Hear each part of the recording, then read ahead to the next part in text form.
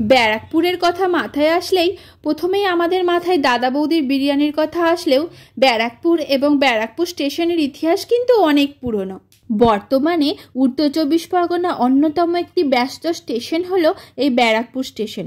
1862 সালে ব্রিটিশ আমলে এর যাত্রা শুরু হয়, কারণ ব্যারাকপুর ছিল দেশের প্রথম দিকের বড় সেনা শিবির।